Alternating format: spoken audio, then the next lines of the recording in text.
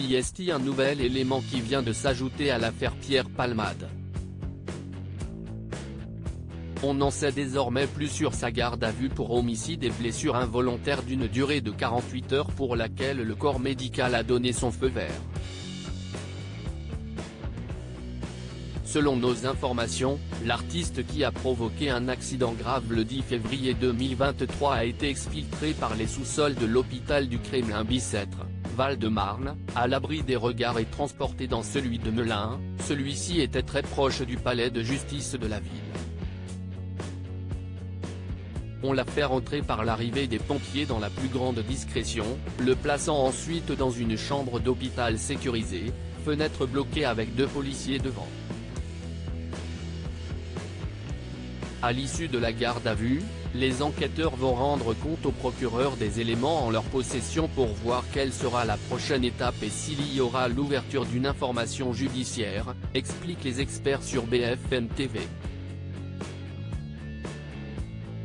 Le Parisien précise que le comédien et metteur en scène de 54 ans est désormais sous la menace d'une mise en examen, voire d'un placement en détention provisoire.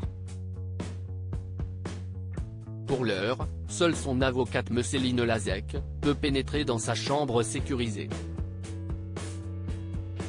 Le quotidien ajoute que les questions sur le réseau qui le fournit en cocaïne et autres stupéfiants ne viendront que dans un second temps, dans le cadre d'une enquête parallèle dirigée par la gendarmerie. Quant aux 2 autres passagers du véhicule de Pierre Palmade au moment des faits, ils ont été placés en garde à vue. Une tragédie familiale pour rappel, l'humoriste était à bord de sa voiture le vendredi 10 février, sur la D372 au niveau de Villiers-en-Bière dans le sud de la Seine-et-Marne, avant de percuter une Renault Mégane. Il fut alors immédiatement transporté à l'hôpital du Kremlin-Bicêtre, son pronostic vital étant engagé. Mais il va beaucoup mieux depuis. S'il a toutefois 4 côtes cassées et quelques blessures annexes, il a pu sortir de réanimation.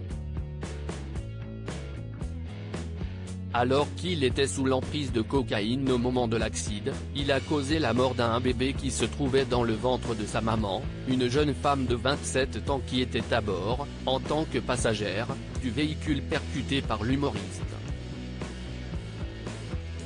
CIST, une petite fille qu'elle était censée accueillir en mai prochain, avait révélé mardi son avocat Mourad Batik, lors d'une conférence de presse diffusée sur BFM TV. Le petit garçon de 6 ans défiguré. L'avocat a également précisé que la jeune femme a subi une césarienne organisée en urgence afin de sauver l'enfant.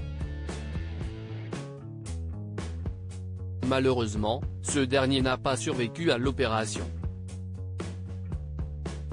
Il serait toutefois né vivant, ce qui n'arrange pas les affaires de Pierre Palmade, puisqu'il pourrait être condamné pour homicide involontaire. À bord de cette voiture se trouvait également un homme de 38 ans. CIST, lui qui conduisait le véhicule. Il est actuellement, après avoir subi cette opération, toujours en réanimation, tout comme son fils de 6 ans, qui était assis à l'arrière. Ce dernier est défiguré. Il a la mâchoire fracturée, a détaillé Mourad Batik, qui défend également le père et son fils. Pierre Palmade s'est excusé pour ce qu'il s'est passé, a révélé sa sœur.